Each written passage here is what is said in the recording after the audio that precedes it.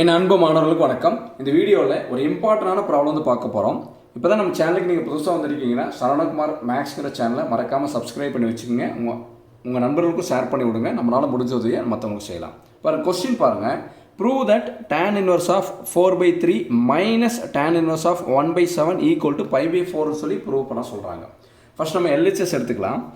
Left hand side பாருங்கள். LHS என்ன கொடுத்துருக்காங்க? tan inverse of 4/3 minus tan inverse of 1/7 கொடுத்துருக்காங்க. சமி இந்த ப்ராப்ளத்தை சால்வ் பண்ணுறதுக்கு ஒரு சின்ன ஹிண்ட் மட்டும் தெரிஞ்சால் போதும், ஈஸியாக வந்து நம்ம சால்வ் பண்ணிடலாம். இப்போ பாருங்கள், இந்த ப்ராக்கெட்டில் இருக்குது பார்த்தீங்களா 4/3, அதை எக்ஸ்ன்னு எடுத்துக்கலாம். புரியுதுங்களா? இங்கே 1/7 வந்து நம்ம ஒய்ன்னு எடுத்துக்கலாம். புரியுதுங்களா? இப்போ பாருங்கள், இது சொல்லி பாருங்கள், இது எதனுடைய ஃபார்முலான்னு பாருங்கள். ஃபஸ்ட்டு ஃபார்முலா எழுதலாம்.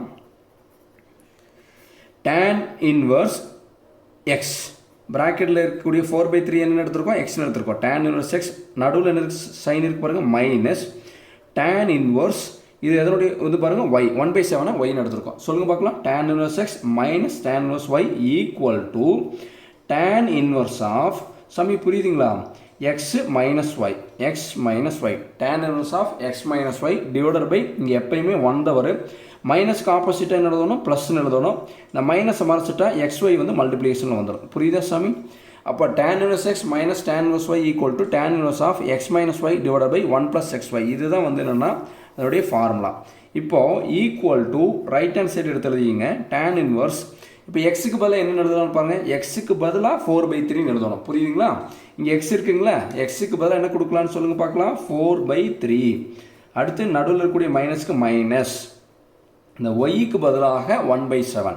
ஒய்க்கு பதிலாக என்ன கொடுக்கலாம்? 1/7 டிவைடட் பை 1 ப்ளஸ் எக்ஸுக்கு பதிலாக என்ன கொடுக்கலான்னு சொல்லுங்கள் பார்க்கலாம். எக்ஸுக்கு பதிலாக 4/3. எக்ஸுக்கு பதிலாக இங்கே என்ன கொடுக்க போகிறோம்? 4/3. அடுத்து இந்த ஒய்க்கு பதிலாக நம்ம என்ன கொடுக்க போகிறோம்? 1/7. புரியுதுங்களா?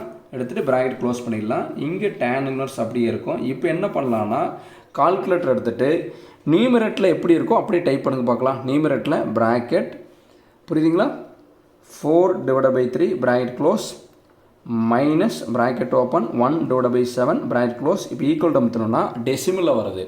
இதை ஃப்ராக்ஷனை மாற்றோன்னா என்ன பண்ணணும்னா, நல்லா கவனிச்சிங்க, ஷிஃப்ட்டுங்கிற பட்டன் அமுத்திட்டு இந்த AB/Cன்னு இருக்குது பார்த்தீங்களா, இந்த பட்டன் அமுத்திங்கன்னா இது என்னவா மாறிவிடும்? ஃப்ராக்ஷனாக மாறிவிடும். இப்போ ஆன்சர் என்ன வந்துருக்கு பாருங்கள், 25/21. எப்போல்லாம் ஃப்ராக்ஷனாக வருதோ மறக்காமல் ப்ராக்கெட் ஓப்பன் பண்ணி க்ளோஸ் பண்ணணும். இப்போ நடுவில் என்ன சிம்பிள் இருக்குது பாருங்கள், டிவைட் பை சிம்பிள், அது கொடுத்துருங்க. அடுத்த டினாமினேட்டரில் என்ன இருக்கோ அதை அப்படியே டைப் பண்ணுங்க பார்க்கலாம். 1 ப்ளஸ் ப்ராக்கெட் ஓப்பன் பண்ணி 4/3 ப்ராக்கெட் க்ளோஸ், திருப்பி ப்ராக்கெட் ஓப்பன் 1/7 ப்ராக்கெட் க்ளோஸ். இப்போ ஈக்குவல் அமுத்துனா டெசிமலில் வருது. ஃப்ராக்ஷன் பண்ணுறதுக்கு நம்ம என்ன பண்ணணும்? ஷிஃப்ட் அமுத்தி AB/C. இதோட ஆன்சர் என்ன வந்துருக்கு பாருங்கள், 25/21. புரியுதா சாமி? 25/21. 25/21 இங்கேயும் 25/21 ரெண்டையும் கேன்சல் பண்ண ஆன்சர் என்ன வரும்? 1 வரும். அது தெரியலையா? கால்குலேட்டர்லேயே போட்டுக்கலாங்க பாருங்கள். ப்ராக்கெட் ஓப்பன் பண்ணி 25/21 ப்ராக்கெட் க்ளோஸ், நடுவில் டிவைடட் பை கொடுத்தாச்சு. அடுத்து ப்ராக்கெட் ஓப்பன் பண்ணி 25/21 ப்ராக்கெட் க்ளோஸ் பண்ணி ஈக்குவல் வந்து ஆன்சர் வந்து பாருங்கள் 1.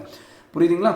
இப்போது equal to tan inverse of ரெண்டு கேன்சல் ஆகிடுச்சு. ஆன்சர் என்ன வரும் பாருங்கள்? 1. இப்போ tan inverse 1ஓட வேல்யூ ஃபஸ்ட்டு நம்மளுக்கு தெரியணும். புரியுதுங்களா? இப்போ கால்குலேட்டரில் போடலாம். இதை ஷிஃப்ட் அமுத்தி டேனுங்கிற பட்டன் அமுத்திங்கன்னா tan inverse வந்துடும். சொல்லுங்கள் பார்க்கலாம். ஷிஃப்ட் அமுத்தி tan அமுத்திங்கன்னா tan inverse வந்துடும். இங்கே என்ன இருக்குது பாருங்கள், ப்ராக்கெட் ஓப்பன் பண்ணி 1 ப்ராக்கெட் க்ளோஸ் பண்ணி ஈக்குவல் அமுத்தினா ஆன்சர் என்ன வருது பாருங்கள், 45. எவ்வளோ? 45 டிகிரி. புரியுதா சாமி? இது என்னென்னா 45 டிகிரி. 45ங்கிறது 45 டிகிரி.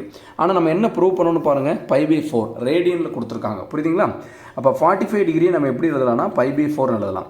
எப்படி சார் இது எழுதுனீங்கன்னா அங்கே பாருங்கள், π/4ங்கிறதுனா பையோட வேல்யூ எவ்வளோன்னா 180 டிகிரி. 180 டிவைட் 4 போட்டிங்கன்னா கால்குலேட்டர் அடிச்சு பார்த்தீங்கன்னா 45 டிகிரின்னு வரும். புரியுதா சாமி?